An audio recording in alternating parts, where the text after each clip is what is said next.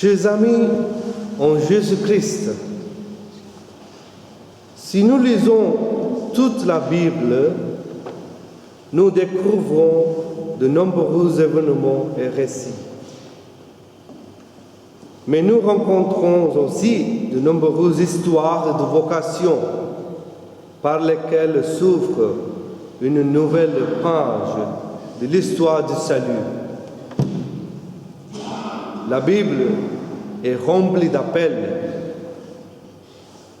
Dieu appelle quelqu'un, lui confie une mission unique, et ainsi son désir s'accomplit. Dieu a appelé Abraham pour une mission précise. Cette mission ne s'est pas accomplie le lendemain, ni la semaine suivante, mais des années plus tard, à travers plusieurs générations. Dieu lui donne un ordre simple et radical. Quitte ton pays, ta parenté et la mission de ton père, et va vers le pays que je te montrerai.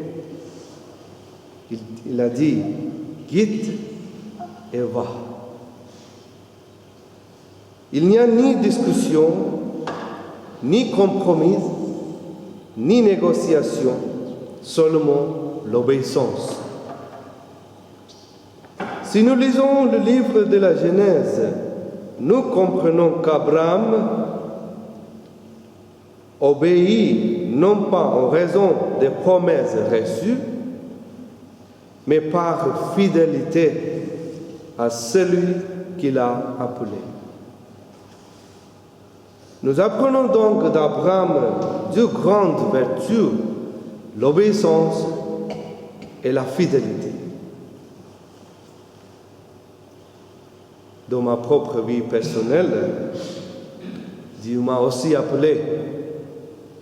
Quitte ton pays, ta famille, et va vers la mission que je t'ai confiée. C'est pourquoi je suis en Aix-en-Provence. Lorsque le Père général m'a envoyé en mission, j'ai répondu avec la disponibilité et l'obéissance à la volonté de Dieu. Ce n'est qu'un petit exemple de ce que signifie répondre à l'appel du Seigneur. Mais dans la vie conjugale, l'obéissance et la fidélité sont essentielles. Lors de l'échange des consentements, les époux ou les épouses déclarent « Je promets de te rester fidèle. Je promets de te rester fidèle dans le bonheur et dans les épreuves, dans la santé et dans la maladie, pour t'aimer tous les jours de ma vie. Pour t'aimer tous les jours de ma vie. » Il s'agit d'une fidélité totale devant Dieu et envers l'époux et l'épouse. L'évangile d'aujourd'hui nous conduit à contempler la transfiguration de Jésus. Ce récit se trouve dans les trois évangiles synoptiques. Les disciples montent sur la montagne, et la montagne est le lieu de la présence de Dieu. Ils sont donc déjà introduits dans un espace de révélation divine. Là, Jésus est transfiguré.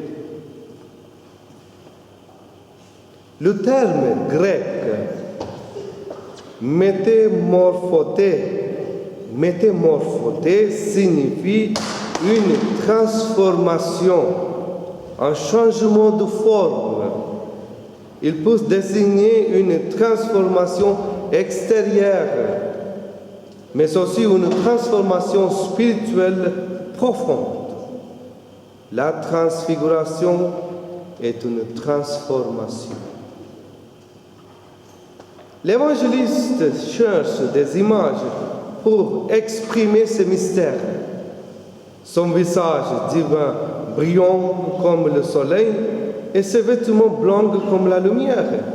Comment expliquer la lumière du soleil? Comment décrire la splendeur de la lumière? C'est parce que c'est presque impossible.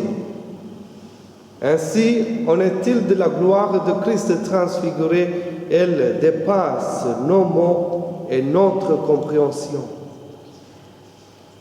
L'évangéliste mentionne aussi deux figures importantes, Moïse et Élie, qui s'entretiennent avec Jésus. Moïse est celui qui a libéré le peuple d'Israël des esclavages en Égypte et qui a reçu les 10 commandements. Élie est le grand prophète emporté au ciel dans son chair de feu. Ces deux figures appartiennent au passé de l'histoire d'Israël et pourtant elles apparaissent vivantes auprès de Jésus. Par cela, l'évangéliste veut nous faire comprendre que Dieu n'est pas le Dieu des morts, mais le Dieu des vivants. Même s'ils ont quitté ce monde, ils vivent auprès de Dieu. Quelle espérance pour nous!